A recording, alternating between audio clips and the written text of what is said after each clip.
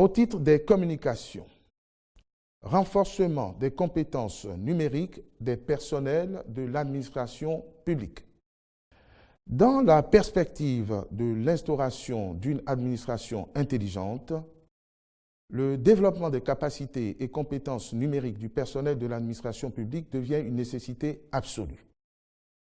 Aussi, a-t-il été procédé à la signature d'un protocole d'accord avec un organisme réputé dénommé International Computer Drivers License, ICDL Africa.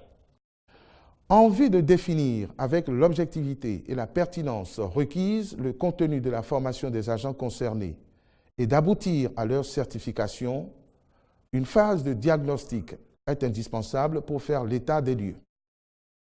Dans cette perspective, le gouvernement a sollicité le groupe WIN Africa qui prendra en charge l'évaluation des capacités et la formation d'un effectif de 1785 agents.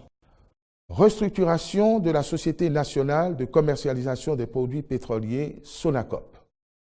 Depuis plusieurs années, la société est confrontée à de réelles difficultés d'exploitation qui hypothèquent son fonctionnement et perturbent le marché de fourniture de carburant aux consommateurs.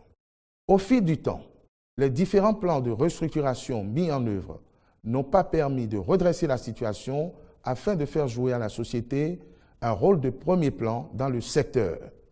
Une autre source de préoccupation est qu'elle connaît des pertes récurrentes qui compromettent dangereusement son avenir. Celles-ci se traduisent notamment par une forte diminution des activités suivie d'une baisse drastique du chiffre d'affaires au cours des années écoulées, ainsi qu'une accumulation de dettes et de litiges. Une situation aussi compromise appelle de la part de l'État des mesures hardies au regard du caractère hautement stratégique du secteur des hydrocarbures et de l'obligation d'y assurer le service public.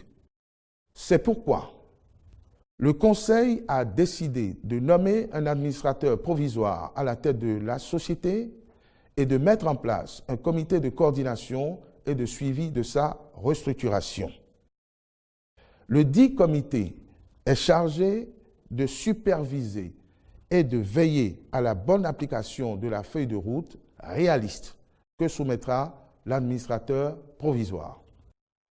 Au titre des rencontres et manifestations internationales, le Conseil a autorisé l'organisation à Cotonou du 11 au 14 novembre 2019 du séminaire de formation CEFOR des radios et télévisions francophones et la participation du Bénin à la 19e session du concours d'agrégation des sciences juridiques, politiques, économiques et de gestion à Ouagadougou, au Burkina Faso, en novembre 2019.